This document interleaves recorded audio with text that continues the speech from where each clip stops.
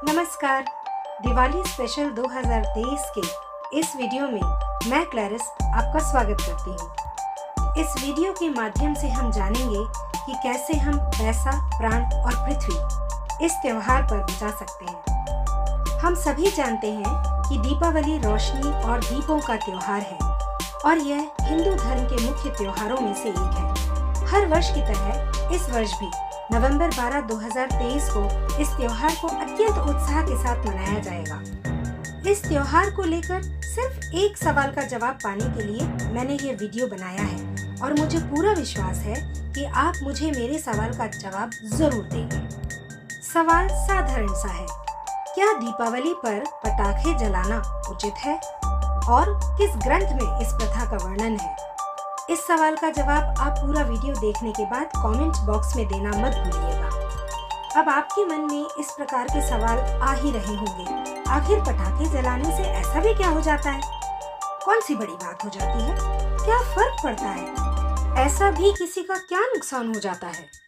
यह भी जानने की कोशिश करेंगे कि दिवाली की खुशी में कहीं हम भूल से भी किसी का नुकसान तो नहीं कर रहे हैं। बस इन्हीं सवालों के जवाब ढूंढ रही हूँ, क्योंकि आपको भी यह जानकर आश्चर्य होगा कि अनजाने में ही सही अपनी खुशी में मगन बिना किसी गलत इरादे को रखे हम कितने पैसों का, प्राणों का और अपनी प्रिय पृथ्वी का एक ही दिन में सालों साल के लिए नुकसान करते आ रहे हैं। और यदि इस वीडियो को अंत तक नहीं देखते हैं तो इस साल भी हम वही सालों पुरानी गलती आने वाले सालों के लिए कर बैठेंगे। सिर्फ इन तीन, पैसा, प्राण और पर्यावरण के नुकसान करने में अपनी भूमिका को जल्दी से समझकर उनके उपाय जानकर अपनी इस वर्ष की दीपावली को आप बेहतर और ज्यादा खुशहाल बना सकते हैं। इसलिए वीडियो को अंत तक जरूर देखें और दूसरों के साथ भी शेयर कर उनकी भी दीपावली बेहतर बनाएं। पहला नुकसान, जीवों को जीवन भर के कष्ट या मृत्यु तक पहुंचाना, क्योंकि पटाखों से जो बड़े पैमाने पर ध्वनि यानी साउंड और वायु यानी एयर प्रदूषण यानी पोल्यूशन होता है, उससे चिड़िया, कुत्ते, विशेषकर पालतू कुत्ते और अन्य सभी जानवर शोर और धुआं बर्दाश्त न कर पाने पर या तो मर जाते हैं या फिर जीवन भर के लिए अंधे या फिर बहरे हो जाते हैं। दूसरा नुकसान, पृथ्वी को वर्षों तक का नुकसान पहुंचाना, क्योंकि पटाखों से जो बड़े पैमाने पर धुआं निकलता है उसमें अनेकों प्रकार की विषैली गैस निकलती है जो वातावरण में लंबे समय तक बनी रहती है और हर उस व्यक्ति का जीवन कठिन कर देती है जिन्हें श्वास की बीमारी है। साथ ही स्वस्थ लोगों को श्वास की बीमारी में धकेल देती है। तीसरा नुकसान, पैसों को सही जगह खर्च ना करके स्वयं का नुकसान करना, क्योंकि पटाखों पर आप जो हजारों रुपए खर्च करके जीव, जंतु, मनुष्य और पर्यावरण का नुकसान कर रहे हैं, उसे सही जगह खर्च करके अपने आप को नुकसान से बचा सकते हैं।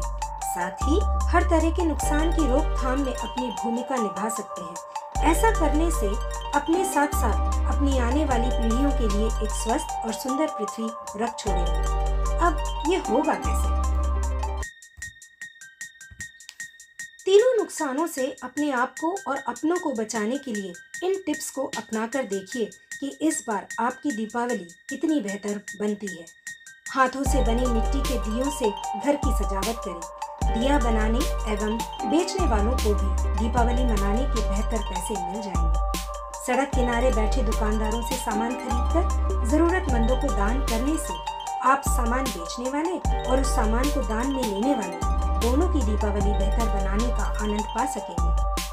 उपहार में अपने हाथों से बनी सामग्री को देने से सच्चा अपनापन और प्रेम महसूस होगा। उपहारों को अखबार में लपेट कर देने से प्लास्टिक का उपयोग कम करने में मदद कर सकते हैं। रंगोली को प्राकृतिक चीजों से बनाएं, जैसे फूलों से।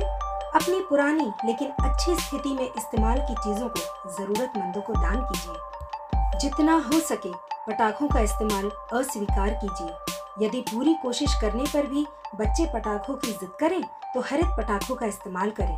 गो green, use eco friendly fire crackers only. जो जानकारी आपको मिली है, अब उसके बाद वापस अपने सवाल को रखती हूँ, क्या दीपावली पर पटाखे जलाना उचित है और किस ग्रंथ में इस प्रथा का वर्णन है? इस सवाल का जवाब कमेंट बॉक्स में देना मत भूलिएगा। अगर आपको ये वीडियो पसंद आया है तो लाइक, शेयर और सब्सक्राइब करना मत भूलिएगा। Thanks for watching. खुश रहिए और अपना ख्याल रखिए।